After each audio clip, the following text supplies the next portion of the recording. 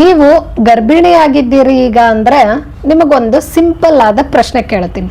ನೀವೇನಾದ್ರೂ ನಿಮ್ಮ ಇಡೀ ಪ್ರೆಗ್ನೆನ್ಸಿ ಫೇಸ್ ಅಲ್ಲಿ ನಿಮಗೆ ಸಾಮಾನ್ಯವಾಗಿ ಯಾವೊಂದು ಪ್ರಾಬ್ಲಮ್ ಆಗಬಹುದು ಅನ್ನೋದ್ರ ಬಗ್ಗೆ ಯೋಚನೆ ಮಾಡಿದಿರೇನು? ಏನಪ್ಪ ಈಕಿ ಪ್ರಾಬ್ಲಮ್ ಬಗ್ಗೆ ಹೇಳತ್ತಾಳ, ಪ್ರೆಗ್ನೆನ್ಸಿ ಖುಷಿ ಪಡೋ ವಿಚಾರ ಅಂತ ಅನ್ಕೊಳತ್ತೀರಿ. ಖುಷಿ ಪಡೋ ವಿಚಾರ ಇದ್ರು ಎಲ್ಲ ಪ್ಲಸ್ ಜೊತೆ ಒಂದು ಮೈನಸ್ ಇದ್ದೇ ಇರ್ತದೆ. ನಿಮ್ ಬಗ್ಗೆ ಯೋಚನೆ ಮಾಡಿಲ್ಲ ಅಂದ್ರೂ ಸಾಮಾನ್ಯವಾಗಿ ಒಬ್ಬ ಗರ್ಭಿಣಿ ಯಾವೆಲ್ಲ ಪ್ರಾಬ್ಲಮ್ಸ್ ಫೇಸ್ ಮಾಡಬಹುದು ಅವಳ ಪ್ರೆಗ್ನೆನ್ಸಿ ಫೇಸ್ ಅಲ್ಲಿ ಅನ್ನೋದ್ರ ಬಗ್ಗೆ ಯೋಚನೆ ಮಾಡಿದಾಗ ನಮಗ ಹೊಳೆಯುವಂತ ವಿಷಯಗಳು ಯಾವ್ಯಾವ ಅಂತಂದ್ರೆ ಎನೆಮಿಕ್ ಆಗ್ಬಹುದು, ಅಂದ್ರೆ ರಕ್ತ ಕಡಿಮೆ ಬೀಳೋ ಚಾನ್ಸಸ್ ಹೆಚ್ಚಾಗಿ ಕಾಡಬಹುದು, ಅಥವಾ ನೆಕ್ಸ್ಟ್ ಜೆಸ್ಟೇಷನಲ್ ಡಯಾಬಿಟಿಸ್ ಆಗ್ಬಹುದು, ಮತ್ತೆ BP ಬರಬಹುದು, ಮತ್ತೆ ಸ್ವಲ್ಪ ಸ್ಟ್ರೆಸ್ ಎಲ್ಲ ಒತ್ತಡ ಹೆಚ್ಚಾಗಬಹುದು. ನಾನು ನನ್ನ ಚಾನಲ್ನಾಗ ಈ ಎಲ್ಲ ಟಾಪಿಕ್ ಮೇಲೆ ಒಂದೊಂದು ವಿಡಿಯೋ ಮಾಡಿ ಹಾಕ್ತೀನಿ ಇವತ್ತಿಂದ. ಫಸ್ಟ್ ಎನೆಮಿಕ್ ಬಗ್ಗೆ ಹೇಳ್ತೀನಿ, ಅಂದ್ರೆ ರಕ್ತ ಕಡಿಮೆ ಬಿದ್ದಾಗ ಯಾವ ತರ ಸಿಂಪ್ಟಮ್ಸ್ ನಿಮಗೆ ಫೀಲ್ ಆಗ್ತದ, ಆಮೇಲೆ ಅದಕ್ಕೆ ರೆಮಿಡೀಸ್ ಏನು, ಹೋಮ್ ರೆಮಿಡೀಸ್ ಏನ್ ಮಾಡ್ಕೋಬಹುದು. ಹೋಮ್ ರೆಮಿಡೀಸ್ ಅಂದಾಗ ನ್ಯೂಟ್ರಿಷನಲ್ ಮ್ಯಾನೇಜ್ಮೆಂಟ್ ಬಗ್ಗೆ ಒತ್ತು ಕೊಟ್ಟು ಹೇಳ್ತಾ ಇದ್ದೀನಿ. ಆಸ್ ಅ ನ್ಯೂಟ್ರಿಷನ್ ಈ ಒಂದು ಸಮಸ್ಯೆಗೆ ಟ್ಯಾಕಲ್ ಮಾಡಕ ನಿಮ್ ಡಯಟ್ ಯಾವ ರೀತಿ ಇರ್ಬೇಕು ಅನ್ನೋದನ್ನ ಹೇಳ್ತೀನಿ. ಈಗ ಫಸ್ಟ್ ಎನಿಮಿಯಾ ಇಂದ ಸ್ಟಾರ್ಟ್ ಮಾಡ್ತೀನಿ. ಅದಾದ ನಂತರ ಜೆಸ್ಟೇಷನಲ್ ಡಯಾಬಿಟಿಸ್, ಆಮೇಲೆ ಯೂರಿನರಿ ಟ್ರಾಕ್ಟ್ ಇನ್ಫೆಕ್ಷನ್, ಅದಾದ ನಂತರ BP ಆಗ್ತದಲ್ಲ ಅದ್ರ ಬಗ್ಗೆನೂ ಮಾತಾಡ್ತೀನಿ. ಲೈಕ್ ನಿಮಗೆ ಏನ್ ಉಪಯೋಗ ಆಗ್ತದ ಈ ಎಲ್ಲ ವಿಡಿಯೋಸ್ ನೋಡೋದ್ರಿಂದ ಅಂದ್ರ ಈ ಪ್ರಾಬ್ಲಮ್ಸ್ ಏನಾದ್ರು ನೀವು ಫೇಸ್ ಮಾಡತ್ತೀರಿ ಅಥವಾ ಮೊದ್ಲೇನೆ ಡಾಕ್ಟರ್ ಪೇಷಂಟ್ ಹಿಸ್ಟ್ರಿ ನೋಡು ಹೇಳ್ತಿರ್ತಾರ. ಲೈಕ್ ಈಗ ನಮ್ಮ ಮನೆಯಲ್ಲಿ ನಮ್ಮ ತಾಯಿ ಅಥವಾ ತಂದೆಗೆ ಡಯಾಬಿಟಿಸ್ BP ಇದ್ರೆ ನಿಮಗೂ ಈ ಪ್ರೆಗ್ನೆನ್ಸಿ ಫೇಸ್ ಅಲ್ಲಿ ಆಗುವಂತ ಚಾನ್ಸಸ್ ಅಥವಾ ರಿಸ್ಕ್ ಅದ ಅಂತ ಹೇಳ್ತಾರೆ. ಸೊ ಹಂಗಂದಾಗ ನಾವು ಯಾವ ರೀತಿ ನಮ್ಮ ನ್ಯೂಟ್ರಿಷನ್ ಮ್ಯಾನೇಜ್ಮೆಂಟ್ ಮಾಡುವುದರ ಮುಖಾಂತರ ಈ ಸಮಸ್ಯೆನ ಬರ್ಲಾರ್ದಂಗ ತಡೆಗಟ್ಟಬಹುದು ಅನ್ನೋದನ್ನ ಹೇಳ್ತೀನಿ. ಅಕಸ್ಮಾತ್ ಬಂದಿತ್ತಂದ್ರೂ ಅದನ್ನ ಟ್ಯಾಕಲ್ ಹೆಂಗ್ ಮಾಡ್ಬೇಕಂತಾನು ಹೇಳ್ತೀನಿ. ನಾನು ಗಂಗಾ, ನನ್ನ ಚಾನಲ್ ನಮಸ್ತೆ ಮಾಮ್ಸ್ ಕನ್ನಡ ವ್ಲಾಗ್ಸ್ಗೆ ಸ್ವಾಗತ ಎಲ್ಲರಿಗೂ. ಇವತ್ತಿನ ನಮ್ಮ ಮೊದಲನೇ ಟಾಪಿಕ್ ಎನೆಮಿಯಾ ಡ್ಯೂರಿಂಗ್ ಪ್ರೆಗ್ನೆನ್ಸಿ. ಅಂದ್ರೆ ಪ್ರೆಗ್ನೆನ್ಸಿಯಲ್ಲಿ ಎನಿಮಿಯಾ ಅಂದ್ರೆ ರಕ್ತ ಕಡಿಮೆ ಬೀಳೋದು, ಅಂದ್ರೆ ಹಿಮೋಗ್ಲೋಬಿನ್ ಲೆವೆಲ್ ಕಡಿಮೆ ಆಗೋದು.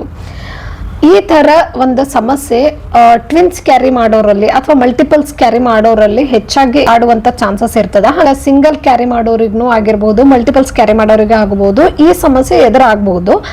ಇದೇನ್ ಮಹಾ ಸಮಸ್ಯೆ, ಕಡಿಮೆ ಬಿದ್ದಾಗ ಡಾಕ್ಟರ್ ಟ್ಯಾಬ್ಲೆಟ್ ಕೊಡ್ತಾರ, ತಗೊಂಡ್ರಾಯ್ತು ಮತ್ತೆಲ್ಲ ನಾರ್ಮಲ್ ಆಗ್ತದ ಅಂತ ಅನ್ಕೊಳತ್ತಿದ್ರ ಅಂದ್ರೆ ಇನ್ನೊಂದ್ಸಲ ಯೋಚನೆ ಮಾಡ್ರಿ. ಬಿಕಾಸ್ ರಕ್ತ ಏನಾದ್ರೂ ಕಡಿಮೆ ಬಿತ್ತಂದ್ರೆ ಅದು ಬರೀ ನಿಮ್ದು ಹೆಲ್ತ್ ಆಗಷ್ಟೇ ಎಫೆಕ್ಟ್ ಆಗಲ್ಲ. ಲೈಕ್ ಆ ಟೈಮ್ನಾಗ ಹೆಡೇಕ್ ಆಗೋದು, ವೀಕ್ ಅನ್ಸೋದು ಹಂಗೆಲ್ಲ ಅನ್ನಿಸ್ತಿರ್ತದ, ಅಷ್ಟೇ ಆಗಲ್ಲ. ಬಟ್ ಮಗುವಿನ ಮೇಲೂ ಪರಿಣಾಮ ಬೀಳ್ತದ. ಬಿಕಾಸ್ ರಕ್ತ ಮುಖಾಂತರನೇ ಆಕ್ಸಿಜನ್ ಸಪ್ಲೈ ಆಗ್ತಿರ್ತದ ಬೇಬಿಗೆ ಮದರ್ ಇಂದ. ಸೊ ಆ ಆಕ್ಸಿಜನ್ ಸಪ್ಲೈಯಲ್ಲಿ, ನ್ಯೂಟ್ರಿಯನ್ ಸಪ್ಲೈಯಲ್ಲಿ ಕಡಿಮೆ ಬೀಳ್ತದ. ಆಬ್ವಿಯಸ್ಲಿ ಮಗುವಿನ ಗ್ರೋತ್ ಮೇಲೆ ಎಫೆಕ್ಟ್ ಆಗ್ತದ. ಹಂಗಾಗಿ ನೀವು ಎನೆಮಿಕ್ ಆಗದೆ ಇರೋ ರೀತಿ ನಿಮ್ಮನ್ನ ನೀವೇ ನೋಡ್ಕೋಬೇಕಾಗ್ತದ. ಎನೆಮಿಕ್ ಆಗ್ಬಾರ್ದು ಅಂದ್ರೆ ನಿಮ್ಮ ದೇಹದಲ್ಲಿ ಐರನ್ ಲೆವೆಲ್ ಕರೆಕ್ಟ್ ಆಗಿ ಇರ್ಬೇಕಾಗ್ತದ. ಯಾಕಂದ್ರೆ ನಿಮ್ಮ ಹೊಟ್ಟೆಯಲ್ಲಿ ಬೆಳಿತಿರೋ ಮಗು ತನಗೆ ಬೇಕಾಗಿರುವಂತ ಐರನ್ ತಾಯಿಯ ಮುಖಾಂತರ ತಗೊಂತಾನೇ ಇರ್ತದದು. ನಿನ್ಗ ಕಡಿಮೆ ಬಿದ್ದದಂತೂ ಅದಕ್ಕೂ ಗೊತ್ತಾಗಲ್ಲ, ಹೆಚ್ಚಿಗೆ ಇದೆ ಅಂತಾನು ಗೊತ್ತಾಗಂಗೆ. ಅದರ್ ಡೆವಲಪ್ಮೆಂಟ್, ಅದರ್ ಗ್ರೋತ್ಗೆ ಬೇಕಾಗ್ತದ. ಆಕ್ಚುಲಿ ಪ್ರೆಗ್ನೆನ್ಸಿನಾಗೆ ಯಾಕೆ ಈ ಸಮಸ್ಯೆ ಕಾಡುವಂತ ರಿಸ್ಕ್ ಬಹಳ ಇರ್ತದ ಅಂತಂದ್ರೆ, ಪ್ರೆಗ್ನೆನ್ಸಿನಾಗ ಬ್ಲಡ್ ವಾಲ್ಯೂಮ್ ಇನ್ಕ್ರೀಸ್ ಆಗ್ತದ. ಅಂದ್ರೆ 40 to 50% ಬ್ಲಡ್ ವಾಲ್ಯೂಮ್ ಅಲ್ಲಿ ಹೆಚ್ಚಿಗೆ ಆಗ್ತದ. ಸೊ ಬ್ಲಡ್ ವಾಲ್ಯೂಮ್ ಹೆಚ್ಚಿಗೆ ಆದಾಗ ಬಾಡಿಗೆ ಐರನ್ ರಿಕ್ವೈರ್ಮೆಂಟ್ ಜಾಸ್ತಿ ಬೇಕಾಗ್ತದ. ಐರನ್ ಚೆನ್ನಾಗಿ ಸಿಕ್ಕಾಗ ಮಾತ್ರ ಬ್ಲಡ್ ಪ್ರೊಡಕ್ಷನ್ ಚೆನ್ನಾಗ್ ಆಗ್ತದ. ಸೊ ಆ ಡಿಮ್ಯಾಂಡ್ ನ ಮೀಟ್ ಮಾಡಬಹುದು. ಇಂಥ ಟೈಮ್ನಾಗ ತಾಯಿ ಆದವಳು ತಗೊಳ್ಳುವಂತ ಆಹಾರ ಮತ್ತು ಮೆಡಿಸನ್ ಅಂದ್ರೆ ಸಪ್ಲಿಮೆಂಟ್ಸ್ ಏನ್ ಕೊಟ್ಟಿರ್ತಾರೆ ಡಾಕ್ಟರ್, ಅದು ಇದು ಎಲ್ಲ ಸೇರಿ ಐರನ್ ಲೆವೆಲ್ ಎಷ್ಟು ಇರಬೇಕು ಅದನ್ನ ಮೀಟ್ ಆಗ್ತಾ ಇಲ್ಲ ಅಂದಾಗ ಹಿಮೋಗ್ಲೋಬಿನ್ ಲೆವೆಲ್ ಡ್ರಾಪ್ ಆಗ್ತದ, ರಕ್ತ ಕಡಿಮೆ ಬೀಳ್ತದ, ತಾಯಿ ಆದವಳು ಎನೆಮಿಕ್ ಆಗ್ಬಿಡ್ತಾಳ. ರಕ್ತ ಕಡಿಮೆ ಬಿದ್ದಾಗ ಇದರ ಪರಿಣಾಮ ಏನೆಲ್ಲ ಆಗ್ತದ ಗೊತ್ತಾ? ಡೆಲಿವರಿ ಆದ ತಕ್ಷಣ ಹುಟ್ಟಿದ ಮಗುವಿನ ತೂಕ ಕಡಿಮೆ ಇರ್ತದ, ಲೋ ಬರ್ತ್ ವೇಟ್. ಆಮೇಲೆ ಪ್ರೀ ಟರ್ಮ್ ಡೆಲಿವರಿ ಆಗುವಂತ ಚಾನ್ಸ್ ಇರ್ತದ. ಆಮೇಲೆ ಇನ್ಫೆಕ್ಷನ್ಸ್ ಹರಡುವಂತ ರಿಸ್ಕ್ ಬಹಳನೇ ಇರ್ತದ. ಆಮೇಲೆ ಹುಟ್ಟಿದ್ಮೇಲೆ ಮಗು ಬೆಳೀತಾ ಬೆಳೀತಾ ಅದ್ರ ಕಾಗ್ನಿಟಿವ್ ಡೆವಲಪ್ಮೆಂಟ್ ಎಲ್ಲ ಸ್ಲೋ ಆಗಿ ಆಗ್ತದ.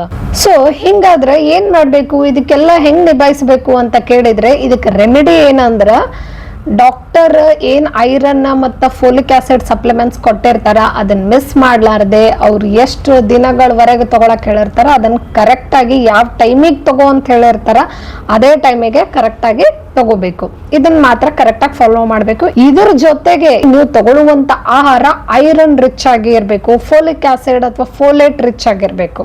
ಬಟ್ ನಿಮಗೆ ಹೆಂಗ್ ಗೊತ್ತಾಗ್ತದ ನಿಮ್ಮ ದೇಹದಲ್ಲಿ ಐರನ್ ಅಂಶ ಕಡಿಮೆ ಬಿದ್ದದಂತಂದು ಅಂತ ಅನ್ನೋದಕ್ಕೆ ಕೆಲವೊಂದು ಸೂಚನೆಗಳು ಕೊಡ್ತಾವ ನಿಮ್ ಬಾಡಿ, ಅದ್ರ ಮುಖಾಂತರ ನಿಮಗೆ ಗೊತ್ತಾಗ್ತದ. ಅಥವಾ ಡಾಕ್ಟರ್ ಹತ್ರ ಬ್ಲಡ್ ಟೆಸ್ಟಿಗೆ ಹೋಗಿರ್ತೀವಿ ಅವಾಗೂ ಗೊತ್ತಾಗ್ತದ. ಅದ್ರಗಿಂತ ಮುಂಚೆ ನಿಮ್ ಬಾಡಿ ಕೊಡೋ ಸಿಗ್ನಲ್ಸ್ ಇಂದನೂ ನೀವು ಅಂಡರ್ಸ್ಟ್ಯಾಂಡ್ ಮಾಡ್ಕೋಬಹುದು ಯಾವ ತರ ಸಿಂಪ್ಟಮ್ಸ್ ನಿಮಗೆ ಫೀಲ್ ಆಗ್ತದ ಅಂತಂದ್ರ ಚಕ್ಕರ್ ಬಂದಂಗ ಆಗೋದು, ಅತಿಯಾದ ಸುಸ್ತು ಆಯಾಸ ಇರ್ತದ, ಸ್ವಲ್ಪನೇ ಓಡಾಡಿದ್ರು ಸ್ವಲ್ಪನೇ ಕೆಲಸ ಮಾಡಿದ್ರು ಬಹಳ ಬಾಡಿ ವೀಕ್ ಅನಿಸ್ತಿರ್ತದ, ಆಮೇಲೆ ಹೆಡೇಕ್ ಇರ್ತದ, ಹಾರ್ಟ್ ಪಾಲ್ಪಿಟೇಷನ್ಸ್ ಇರ್ತದ, ಆಮೇಲೆ ಸ್ಕಿನ್ ಹಾಗೂ ಲಿಪ್ಸ್ ಎಲ್ಲ ಪೇಲ್ ಆಗಿ ಕಾಣಿಸ್ತಿರ್ತಾವ, ಅಂದ್ರ ಕಲರ್ಲೆಸ್ ತರ ಅನಿಸ್ತಿರ್ತಾವ. ಸೊ ಈ ತರ ಎಲ್ಲ ಸಿಂಪ್ಟಮ್ಸ್ ನೀವು ನೋಟಿಸ್ ಮಾಡಿದ್ರಿ ನಿಮ್ ಪ್ರೆಗ್ನೆನ್ಸಿ ಟೈಮ್ನಾಗ ಅಂದ್ರೆ ಇಮಿಡಿಯೇಟ್ ಡಾಕ್ಟರ್ ಹತ್ರ ಹೋಗ್ರಿ, ನಿಮ್ iron level haemoglobin level check ಮಾಡ್ಕೋರಿ. ಆಮೇಲೆ ಎನೆಮಿಕ್ ಯಾಕೆ ಆಗ್ಬಿಟ್ಟೆ, ನಾನು ಎಲ್ಲ ಕರೆಕ್ಟ್ ಆಗಿ ಡಯಟ್ ಫಾಲೋ ಮಾಡ್ಲತ್ತೀನಿ, ಊಟ ಟೈಮಿಗೆ ಮಾಡ್ಲತ್ತೀನಿ ಅಂದ್ರೂ ಯಾಕಾಯ್ತು ಅಂತ ಅನ್ನಿಸಬಹುದು ಒಂದೊಂದ್ಸಲ. ಬಟ್ ಅದಕ್ಕೂ ಕಾಸಸ್ ಹೇಳ್ತೀನಿ ನೋಡ್ರಿ, ಕೇವಲ ಒಂದು ಕಾಸ್ ಇಲ್ಲ ಐರನ್ ಲೆವೆಲ್ ಕಡಿಮೆ ಬೀಳಾಕ, 2-3 ಕಾಸಸ್ ಅವ. ಸೊ ಒಂದೊಂದಾಗಿ ಹೇಳ್ತೀನಿ. ಗೊತ್ತಿಲ್ದೇನೆ ಕೆಲವೊಂದ್ಸಲ ನಾವು ಆಹಾರ ಕರೆಕ್ಟ್ ಆಗಿ ತಗೊಂಡ್ರು ಆಹಾರ ತಗೊಳ್ಳುವ ರೀತಿಯಲ್ಲಿ ತಪ್ಪು ಮಾಡಿರ್ತೀವಿ. ಈ ತರ ಒಂದ್ ಗೊತ್ತಿಲ್ದೇನೆ ಆಗುವಂತ ತಪ್ಪುಗಳವ. ಸೊ ಅವ್ ಏನೇನಂತ ಹೇಳ್ತೀನಿ. ಹೇಳ್ತಾ ಹೋದಂಗ ನೀವೇ ಅನ್ಕೋಬಹುದು, ರೈಟ್ ಹಿಂಗ ಆಗ್ಲತ್ತದ, ನಾ ಹಿಂಗ್ ಮಾಡ್ಲತ್ತೀನಿ ಅದಕ್ಕೆ ಮೇ ಬಿ ಹಿಮೋಗ್ಲೋಬಿನ್ ಲೆವೆಲ್ ಕಮ್ಮಿ ಆಗಿರ್ಬೋದು ಅಂತಂದು. ಸೊ ಫಸ್ಟ್ ಏನಂದ್ರ ನೀವೇನಾದ್ರೂ ಊಟ ಮುಗಿದ ತಕ್ಷಣ ಅಂದ್ರೆ ಲೈಕ್ ಬ್ರೇಕ್ಫಾಸ್ಟ್ ಆಗಿರ್ಬೋದು, ಲಂಚ್ ಅಥವಾ ಡಿನ್ನರ್ ಏನೇ ಇರ್ಬೋದು, ಏನೇ ಒಂದು ಆಹಾರ ಚಲೋ ಹೆಲ್ದಿ ಫುಡ್ಡೇ ತಗೊಂಡಿರ್ತೀರಿ. ನಾ ಪ್ರೆಗ್ನೆಂಟ್ ಇದೀನಿ ಚಲೋ ಹೆಲ್ದಿ ತಿನ್ಬೇಕಂತಂದು ಒಳ್ಳೆ ನ್ಯೂಟ್ರಿಯನ್ಸ್ ಇರೋ ಫುಡ್ ತಗೊಂಡಿರ್ತೀರಿ, ಗ್ರೀನ್ ಲೀಫಿ ವೆಜಿಟೇಬಲ್ಸ್ ಇದ್ದಿರ್ತದ, ಒಳ್ಳೆ ಐರನ್ ರಿಚ್ ಇರ್ತದ, ಪ್ರೋಟೀನ್ ರಿಚ್ ಇರ್ತದ. ಆದ್ರೆ ತಗೊಂಡ ತಕ್ಷಣ ಟೀ, ಕಾಫಿ, ಹಾಲು ಏನೇ ತಗೊಳತ್ತಿದ್ರಂದ್ರ ಅದನ್ನ ಫಸ್ಟ್ ಅವಾಯ್ಡ್ ಮಾಡ್ರಿ. ಬಿಕಾಸ್ ಊಟ ಆದ ತಕ್ಷಣನೇ ನೀವು ಟೀ ಕಾಫಿ ಕುಡಿಯತ್ತಿದ್ರಂದ್ರ ನೀವೇನ್ ಆಹಾರ ತಗೊಂಡಿರ್ತೀರಲ್ಲ ಅದ್ರಾಗಿರೋ ಐರನ್ ಕರೆಕ್ಟ್ ಆಗಿ ನಿಮ್ ಬಾಡಿನಾಗ ಅಬ್ಸಾರ್ಬ್ ಮಾಡಕ ಅದು ಬಿಡಂಗಿಲ್ಲ. ಹಂಗಾಗಿ ನೀವು ತಗೊಳ್ಳುವಂತ ಮೀಲ್ಸಿಗೆ ಮತ್ತ ಟೀ ಕಾಫಿ ಸೇವನೆ ಮಾಡೋದಕ್ಕೂ ಒಂದು 1.5 to 2 hours ಡಿಫ್ರೆನ್ಸ್ ಇರೋ ಹಾಗೆ ನೋಡ್ಕೋರಿ. ಅಟ್ಲೀಸ್ಟ್ 1.5 ತಾಸರ ಡಿಫ್ರೆನ್ಸ್ ಇರಬೇಕು. ಸೊ ದಟ್ ನೀವು ತಗೊಂಡಿರೋ ಆಹಾರದಿಂದ ಐರನ್ ಚೆನ್ನಾಗಿ ಅಬ್ಸಾರ್ಬ್ ಆಗ್ಬೇಕು. ಆಮೇಲೆ ಐರನ್ ಜೊತೆಗೆ ಕ್ಯಾಲ್ಸಿಯಂ ಯುಕ್ತ ಆಹಾರನೇ ಜಾಸ್ತಿ ತಗೊಳಕತ್ತಿದ್ರಂದ್ರೂ ಐರನ್ ಅಬ್ಸಾರ್ಪ್ಷನ್ ಕಡಿಮೆ ಆಗ್ತದ. ನೆಕ್ಸ್ಟ್ ನಿಮ್ ದೇಹ ವೈಟಮಿನ್ ಸಿ ಅಥವಾ ಫೋಲೇಟ್ ಅಥವಾ ವೈಟಮಿನ್ B12 ಡೆಫಿಷಿಯಂಟ್ ಆಗಿತ್ತು ಮೊದಲೇನೆ ಅಂದ್ರೂ ಐರನ್ ಅಬ್ಸಾರ್ಪ್ಷನ್ ಆಗಂಗಿಲ್ಲ ಕರೆಕ್ಟ್ ಆಗಿ. ವೈಟಮಿನ್ ಸಿ ಚೆನ್ನಾಗಿದ್ದಾಗ ಮಾತ್ರ ಐರನ್ ಅಬ್ಸಾರ್ಪ್ಷನ್ ಚೆನ್ನಾಗಾಗ್ತದ. ನೆಕ್ಸ್ಟ್ ನಿಮ್ಮ ಪ್ರೆಗ್ನೆನ್ಸೀಸ್ ಅಂದ್ರೆ ಫಸ್ಟ್ ಪ್ರೆಗ್ನೆನ್ಸಿ ಸೆಕೆಂಡ್ ಪ್ರೆಗ್ನೆನ್ಸಿ ನಡು ಗ್ಯಾಪ್ ಬಹಳನೇ ಕಡಿಮೆ ಇತ್ತಂದಾಗ್ನು ರಕ್ತ ಕಡಿಮೆ ಬೀಳುವಂತ ಚಾನ್ಸಸ್ ಇರ್ತದ. ಆಮೇಲೆ ಜಾಸ್ತಿನೇ ವಾಮಿಟಿಂಗ್ ನಾಜಿಯಾ ಆಗ್ಲತ್ತಿತ್ತಂದಾಗ್ನು ಸ್ವಲ್ಪ ಎನೆಮಿಕ್ ಆಗೋ ಚಾನ್ಸಸ್ ಇರ್ತದ. ಆಮೇಲೆ ನೀವು ಪ್ರೆಗ್ನೆಂಟ್ ಆಗಕ್ಕಿಂತ ಮುಂಚೆನೆ ಆಲ್ರೆಡಿ ಬ್ಲಡ್ ಕಮ್ಮಿ ಇತ್ತು, ಎನೆಮಿಕ್ ಆಗಿದ್ರಿ ನೀವು ಅಂತಂದಾಗ್ನು ಪ್ರೆಗ್ನೆನ್ಸಿ ಟೈಮ್ನಾಗ ಎನೆಮಿಕ್ ಆಗುವ ಚಾನ್ಸಸ್ ಜಾಸ್ತಿ ಇರ್ತದ. ನೆಕ್ಸ್ಟ್ ನೀವು ಆಹಾರ ಟೈಮಿಗೆ ಕರೆಕ್ಟ್ ಆಗಿ ಆರೋಗ್ಯವಾದದ ಒಂದು ಆಹಾರ ತಗೊಳ್ಳಲಾಗಿದ್ರಂದ್ರೂ ಎನೆಮಿಕ್ ಆಗೋ ರಿಸ್ಕ್ ಜಾಸ್ತಿನೇ ಇರ್ತದ. ಬಟ್ ಡೆಫಿನೆಟ್ಲಿ ಈ ಎನಿಮಿಯಾ ಆದಾಗ ಪ್ಯಾನಿಕ್ ಆಗೋ ಅವಶ್ಯಕತೆ ಇಲ್ಲ. ಬಿಕಾಸ್ ಇದನ್ನ ನಾವು ಮ್ಯಾನೇಜ್ ಮಾಡಬಹುದು. ಅದರಲ್ಲೂ ನ್ಯೂಟ್ರಿಷನಲ್ಲಿ ಹೆಂಗ್ ಮ್ಯಾನೇಜ್ ಮಾಡ್ಬೇಕಂತ ಹೇಳ್ತಾ ಹೋಗ್ತೀನಿ. ಇದು ಆಕ್ಚುಲಿ ಮ್ಯಾನೇಜ್ ಮಾಡೋದು ಆಯ್ತು, ನೀವು ಎನೆಮಿಕ್ ಆಗದೆ ಇರೋ ಹಾಗೆ, ನಿಮ್ಮಲ್ಲಿ ರಕ್ತ ಕಡಿಮೆ ಬೀಳದೆ ಇರೋ ಹಾಗೆ ಹೆಂಗ್ ನಿಮ್ಮನ್ನ ನೀವೇ ನೋಡ್ಕೋಬೇಕು ಮುನ್ನೆಚ್ಚರಿಕೆ ಕ್ರಮಗಳನ್ನ ಹೇಳ್ತಾ ಹೋಗ್ತೀನಿ ಒಂದೊಂದಾಗಿ. ಅಂಡ್ ನೀವೇನಾದ್ರೂ ಟ್ವಿನ್ಸ್ ಕ್ಯಾರಿ ಮಾಡತ್ತಿದ್ರ ಅಂದ್ರೆ ಡೆಫಿನೆಟ್ಲಿ ಈ ಟಿಪ್ಸ್ ನ ಫಾಲೋ ಮಾಡ್ಬೇಕಾಗ್ತದ. ಬಿಕಾಸ್ ನಿಮಗೆ ಎನಿಮಿಯಾ ರಿಸ್ಕ್ ಜಾಸ್ತಿನೇ ಇರ್ತದ. ಸೊ ಮುನ್ನೆಚ್ಚರಿಕೆ ಕ್ರಮಗಳ ವಿಷಯಕ್ಕೆ ಬಂದಾಗ ಒಂದು ಫಸ್ಟ್ ಮುನ್ನೆಚ್ಚರಿಕೆ ಕ್ರಮ ಏನಂದ್ರೆ ನೀವು ತಗೊಳ್ಳುವಂತ ಆಹಾರದಾಗ ಐರನ್ ರಿಚ್ ಅಂದ್ರೆ ಹೀಮ್ ಐರನ್ ಹೆಚ್ಚಿಗೆ ತಗೋರಿ. ಅಂದ್ರೆ ನಾನ್ ವೆಜ್ ಸೋರ್ಸ್ ಇಂದ ಏನು ಐರನ್ ಸಿಗ್ತದಲ್ಲ ಅದ್ರದ್ದು ಅಬ್ಸಾರ್ಪ್ಷನ್ ಬಹಳ ಚೆನ್ನಾಗಿರ್ತದ ಬಾಡಿಯಲ್ಲಿ. ಹಾಗಾಗಿ ನಾನ್ ವೆಜ್ ಸೋರ್ಸ್ ಇಂದ ಸಿಗುವಂತ ಐರನ್ ಲೈಕ್ ಎನೆಮಿಕ್ ಆಗಿದ್ದೀರಿ ಆಲ್ರೆಡಿ ಅಂತಂದಾಗ ಇದನ್ನ ಸ್ವಲ್ಪ ಕಟ್ನಿಟ್ಟಾಗಿ ಫಾಲೋ ಮಾಡ್ಬೋದು. ಲೈಕ್ ನಾನ್ ವೆಜ್ ಅಂದ್ರೆ ಫಿಶ್, ಚಿಕನ್ ಅದೆಲ್ಲ ಚೆನ್ನಾಗಿ ಇನ್ಕ್ಲೂಡ್ ಮಾಡ್ಕೊಂಡಾಗ ಐರನ್ ಅಬ್ಸಾರ್ಪ್ಷನ್ ಕೂಡ ಬಹಳ ಚೆನ್ನಾಗಿ ಆಗ್ತದೆ. ಆಮೇಲೆ ವೆಜ್ ಸೋರ್ಸಸ್ ಬಂದಾಗ ನಿಮ್ಮ ಡಯಟ್ ಅಲ್ಲಿ ಡೇಟ್ಸ್ ಇನ್ಕ್ಲೂಡ್ ಮಾಡ್ಕೋರಿ. ಅಂದ್ರೆ ಖರ್ಜೂರ, ಆಮೇಲೆ ರೇಸಿನ್ಸ್, ಅದನ್ನು ರಾತ್ರಿ ಹೊತ್ತೆ ಸೋಕ್ ಮಾಡಿ ಬೆಳಿಗ್ಗೆ ತಗೋಬೋದು. ಸೋಕ್ಡ್ ರೇಸಿನ್ಸ್ ಅಂದರೆ ಕಿಶ್ಮಿಶ್ ಹೇಳತ್ತೀನಿ. ನೆಕ್ಸ್ಟ್ ಆದಷ್ಟು ಹಸಿರು ಸೊಪ್ಪಿನ ತರಕಾರಿಗಳು ಇನ್ಕ್ಲೂಡ್ ಮಾಡ್ಕೊರಿ. ಪ್ರತಿನಿತ್ಯ ನೀವು ತಗೊಳ್ಳುವಂಥ ಆಹಾರದಲ್ಲಿ ಒಂದು ಪೋರ್ಷನ್ ಹಸಿರು ಸೊಪ್ಪಿನ ತರಕಾರಿ ಇರಲೇಬೇಕು. ಇದರಿಂದ ನಿಮ್ಗೆ ಫೋಲೇಟ್ ಅನ್ನೋ ನ್ಯೂಟ್ರಿಯೆಂಟ್ ಚೆನ್ನಾಗಿ ಸಿಗ್ತದೆ. ಅದರಿಂದ ಐರನ್ ಚೆನ್ನಾಗಿ ಇರ್ತದೆ ನಿಮ್ಮ ಬಾಡಿನಾಗ. ಮತ್ತು ಐರನ್ ನ್ಯೂಟ್ರಿಯೆಂಟನ್ನು ಮತ್ತೆ ಕಡಿಮೆ ಬೀಳಂಗಿಲ್ಲ. ಸೊ ಆದಷ್ಟು ಗ್ರೀನ್ ಲೀಫಿ ವೆಜಿಟೇಬಲ್ಸ್ ಇನ್ಕ್ಲೂಡ್ ಮಾಡ್ಕೊರಿ. ಗ್ರೀನ್ ಪೀಸ್ ಇನ್ಕ್ಲೂಡ್ ಮಾಡ್ಕೊರಿ. ಅಂದರೆ ಬಟಾಣಿ ಹೇಳತ್ತೀನಿ, ಫ್ರೆಶ್ ಆಗಿರೋ, ಈಗಂತೂ ಸೀಸನ್.